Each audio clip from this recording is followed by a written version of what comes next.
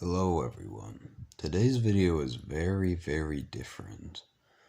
First of all, shout out to The People's Friend at .co.uk. They have short stories for adults because that's most of the people who watch my videos, but it could have changed. Didn't bother checking, but we're gonna be reading Marry Me. It's a romance short book for adults. You can listen to this for sleep or workouts or whatever, doing work. This is just a video.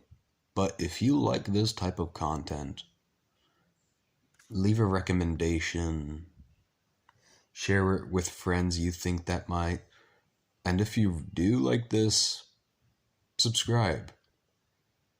I know that's what all the douchebag YouTubers say, but why not? And if you do, I'll consider making it a series. So, enjoy, relax.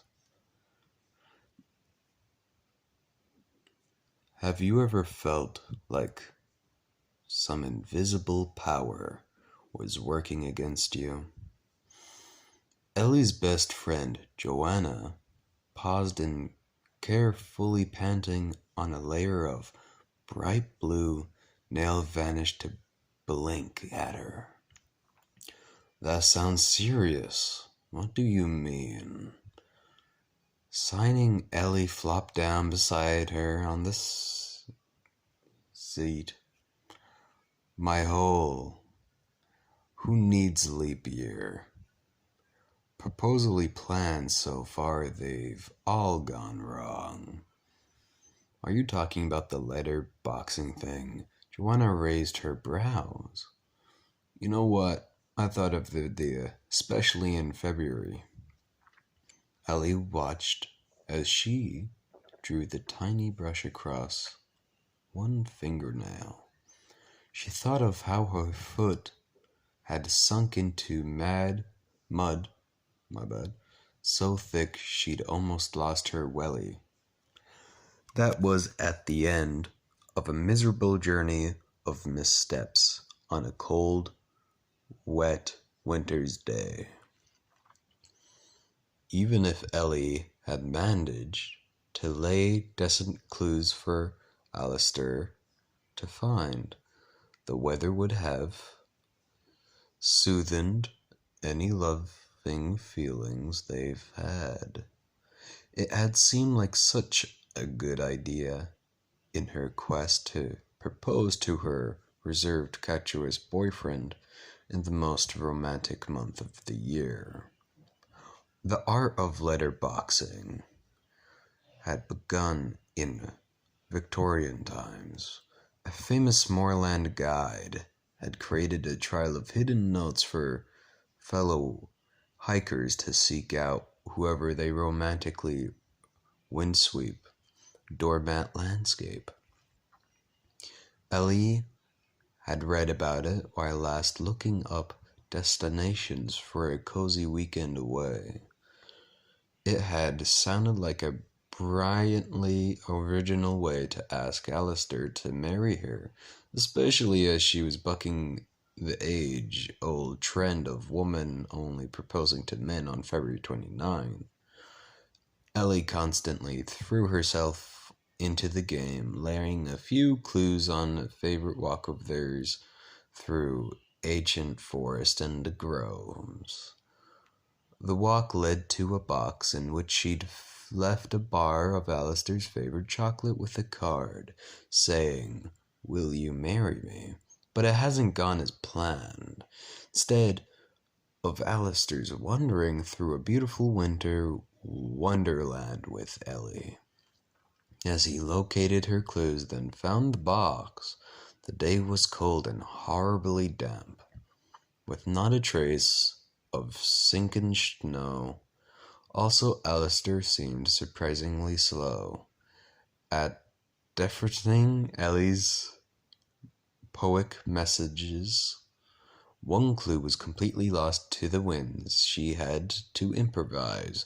Then, after falling on her backside and nearly losing her welly in a ditch, she abandoned the plan and begged him to take her to a warm cafe. Okay, I should have listened to you, Ellie conceded, now shaking the miserable images from her head. I much prefer the posh hotel idea, Joanna mused, indicating with her finger that it was Ellie's turn to be painted. What happened to that? Ellie extended her hand toward Jenna, grimacing as she remembered, my bad. I happened to bump into Alistair's mum in town. Ellie began, and she told me all about booking this lovely hotel for a romantic 40th anniversary meal. I had a private gallery overlooking the river, complete with champagne and a candlelight. It was so similar to my own plan that I had to abandon it and cancel the reservations. Wow, Jenna exclaimed. Talk about great minds. Ellie shifted as Joanna took her other hand, so I went back to drawing, bored with time running out. Well, you would pick the shortest month of the year, her friend laughed. Hey, blame St. Valentine for that, Ellie explained. Anyway, I was convinced my next idea was the best.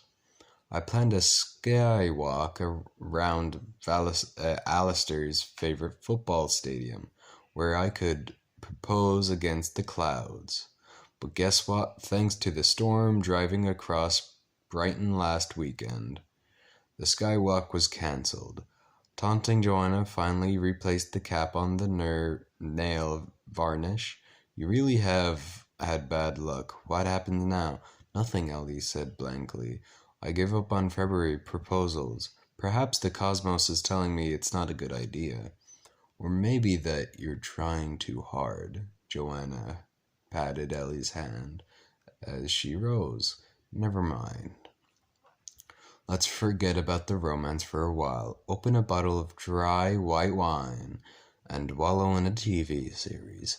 Ellie yawned in her through Saturday morning after binge-watching TV at Joanna's until the early hours. She made an extra effort to be alert for her lunch date with Alistair. He met her at the doors of the favorite restaurant with a grimace. It's packed in there, he said.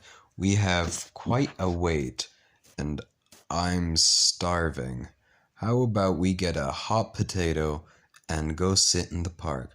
But it's cold, Ellie protested. I've brought instant warm.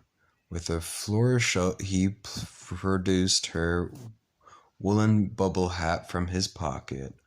Laughing, Ellie capitulated, pulling the hat on her head and putting her arm through his. The potato van on the street corner smelled delicious. Selecting the classic toppings with plenty of cheese, they took their steaming cantoners into the adjustment park and an empty bench by the duck pond. So asked Alistair begin. When they'd devoured lunch, tell me, what's been bothering you these last couple of weeks? Ellie blinked, almost dropping her fork. She'd forgotten how well he could remind her. Sighing, she confessed to the whole sorry campaign, or champagne. Alistair laughed softly when she'd finished, then reached into his jacket pocket. Seems we're on the same wavelength, he told her, but you almost beat me to it. Through my principle would have been much simpler proposal. None of your Grendel's plans. Ellie gasped at the little violet jewelry box laying on his palm and grinned and flicked it open to reveal a delicate diamond solitaire ring. Great minds, eh? Go on then, ask me. Wow, Ellie. Thought especially who needs a leap year indeed, or anything else, really, other than love. She scooted closer, closing her hand over his and the magic box. Yes, Alistair muttered, I will. Thank you for listening. I'm sorry for messing up some words. I've been talking a lot today. Sorry about that. I hope you enjoyed today's video. If you liked it, leave a comment, subscribe, share, please. And I hope you all have a good day. Bye, Vibe Tribe.